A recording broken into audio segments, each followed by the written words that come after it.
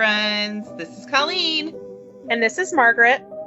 And we're the Cousinsweird.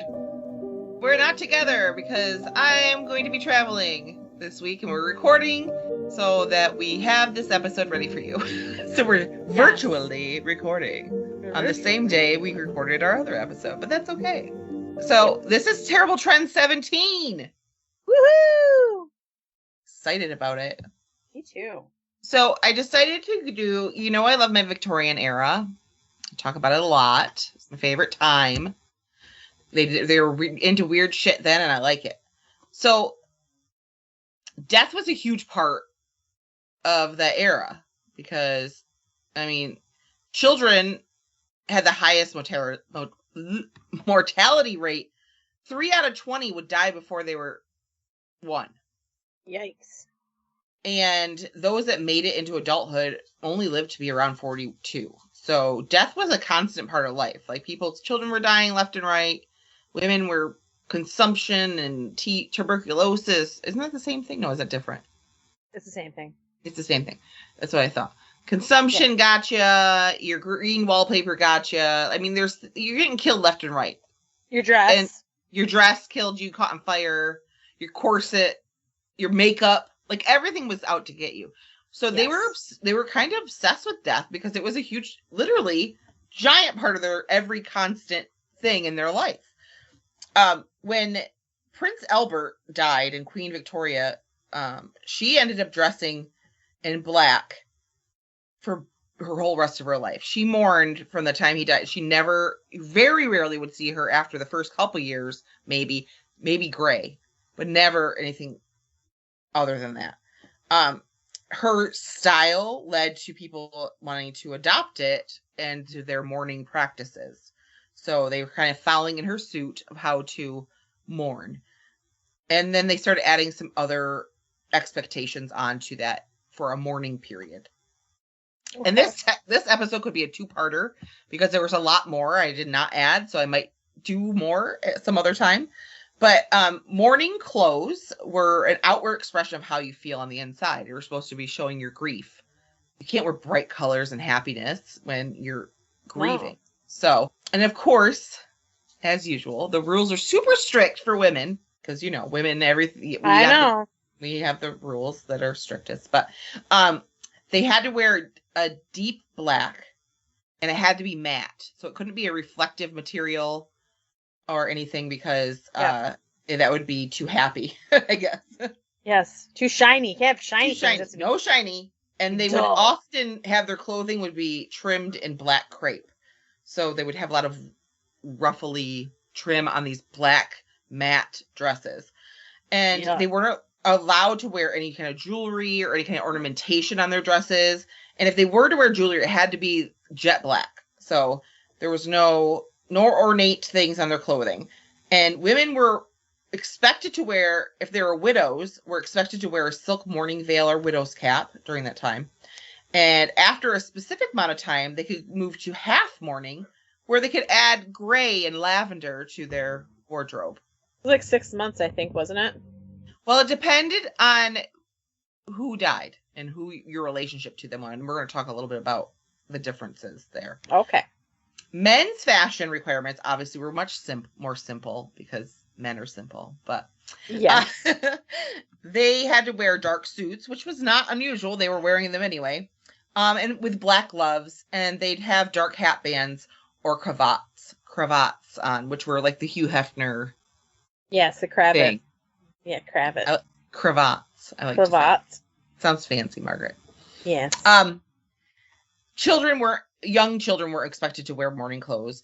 And in wealthy homes, the servants would even have to put on the mourning clothes for a specific amount of time, as whoever the head of the household would be.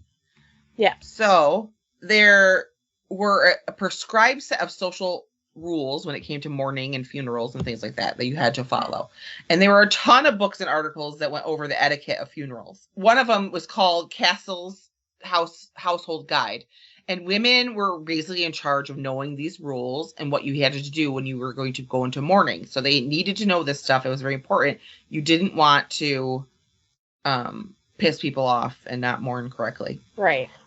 And there was a lot of superstition involved in the whole process. So one thing they would do when someone passed, they had to draw all their curtains in the home, and they would stop the clock at the exact time the person died. One, because of they needed to know the time of death, and two, because it was a way they felt that the deceased could move on past, and not stay haunt. Like, we're stopping time, now go away. They would also cover all the mirrors in the house with the black crepe, and they would they felt that this would prevent the deceased from getting trapped inside the mirrors, because we didn't want that to happen. Gosh.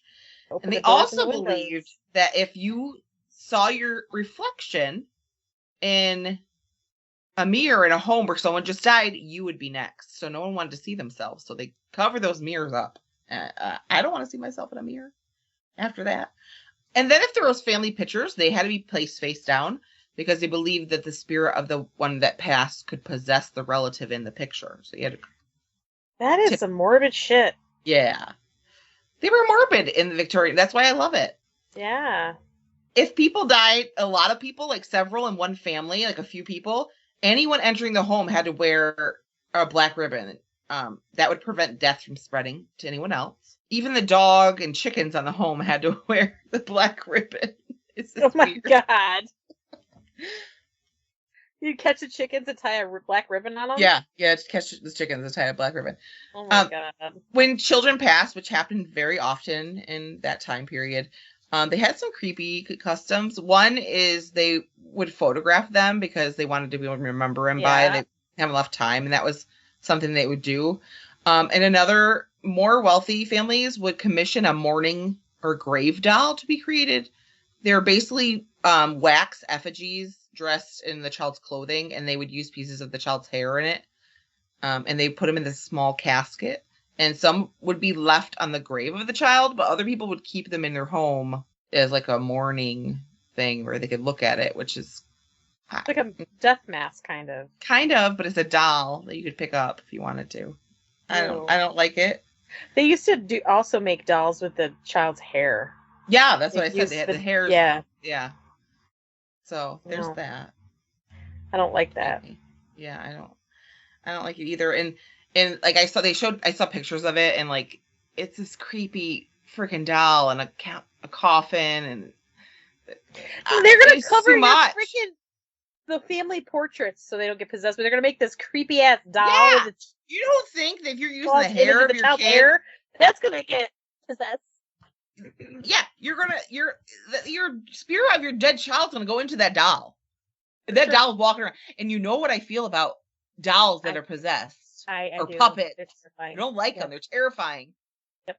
What was that one movie that we watched when we were younger that was those little puppets that had a cat in it? They killed people. What was that called? Puppet Master. Puppet Master. Oh, I hated that one. I think it was one of Stephen King's books. Was it Puppet Master? Where it had it was talking about cats and how cats actually, they think that the cat's laying on the child's chest and they're going to absorb they're sucking their life out of them. Yes, but it wasn't. It was the cat protecting the child from the little teeny things that ran out from the wall that tried to kill him. Was that Puppet Master? Yes. It was terrifying. So funny. I remember that. And I was like, but it was horrifying. The one was puking out leeches onto the person. Yes, remember? It was terrible. I almost died. Horrifying. That's all I could think of. You have that little doll in your house. It's going to get possessed, and then you're in trouble. And all those horror movies about dolls like Annabelle, I can't watch them. I don't know. No, it's horrifying. And it's so funny because my son, when he was little, he's never been afraid of Halloween stuff. He's always been really into it. Loved that kind of stuff. He would draw pictures of everything had vampire teeth. His St. Patrick's Day shamrock had vampire teeth, but he was petrified of stuffed animals. I would have to take him out of his room at night. Hide the stuffed animals. They were looking at him. They're looking at me. He said, hide them. But so funny. Freddy Krueger mask did not scare him one bit. I don't know. Anyway, Freddy dies. It's easy to kill Freddy. Yeah, he knew. It's true. Stuffed animals, however, can you kill them? No. They're cute and fuzzy, and they're gonna sneak in and kill you while you sleep. Yeah. That's what he thought. You don't expect it. That's why. Right, you don't. Those quiet, cute ones are the ones you gotta look out for. Yeah, don't trust them. Don't trust them. They also would make mementos from the loved one's hair, and not just kids, but everyone. They could be arranged in shadow boxes, wreaths, corsages, and jewelry. And that was the only jewelry you could wear during the mourning period. So I know. you could wear that. You wear the hair of your deceased, which, you think, oh, that's creepy. But people they make necklaces and stuff out of ashes. And some people think that's crazy. And I kind of think it's cool. Like, I think I like that. I don't know. Some people think that's morbid, but I'm morbid. I am that way. Like, I'm into that kind of stuff. So, I think that's cool. There's a YouTube channel called Ask the Mortician, and it's about this woman who's a mortician. She goes on and she talks about different things in history, and she's all like creepy and morbid and awesome.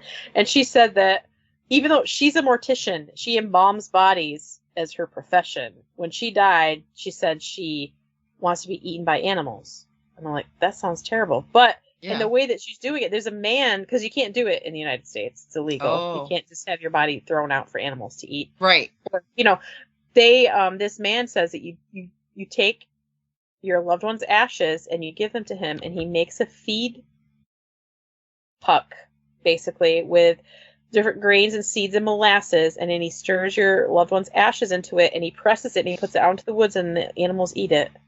Huh. So they're like going back into the earth. And at first I was kind of weirded out by it, but then after they showed them doing it, and I'm like, oh, that's not terrible at all. No. It's like your body is nourishing animals. And he said that it's actually nourishing. The trees. Like the trees. Yes. I think that's super cool. Like putting your body in the pod and it goes in and it nourishes the tree. And I don't want to be embalmed when I die. I make sure everyone knows that, but I don't know in New York State if I can do that. But I do not. You can be cremated. I don't want to be cremated. I want somebody to dig a hole in my backyard and to throw me in it and cover me up with dirt and just let me. I think they get in trouble to do that, Margaret. You can't. That's what I want. They have wishes. Not if it's against the law. They don't allow it. Just dig me a hole and throw me in. That's all I need. Don't spend all that money. I just think it's ridiculous. The cost.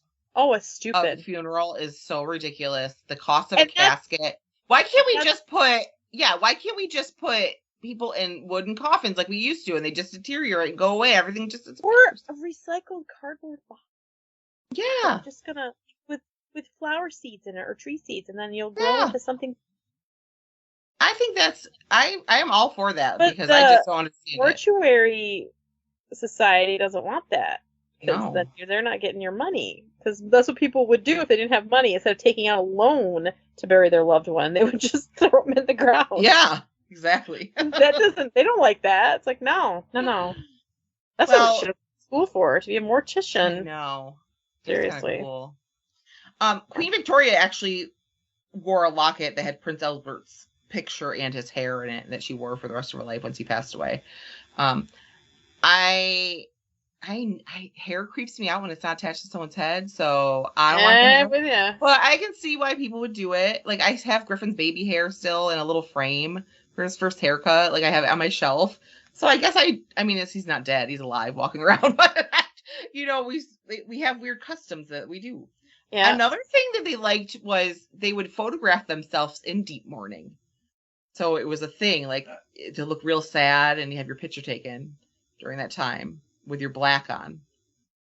Yeah. They just really relished in the grief and the like, they wanted, it was like celebrated almost, like, to be sad and grieving.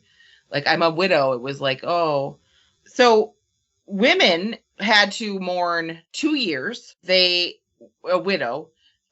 They would mourn for 1 year in deep mourning with all black, and then 1 year of half mourning, so they could add some color back without any ornamentation, though. And then men were really expected to get over it quick, and they really were encouraged to get married quick, because a man can't be alone. He needs someone. Oh, no. So that he didn't have a mourning period. He just moved right on. Grandparents, if you're mourning your parents or grandparents, I believed it was 1 year.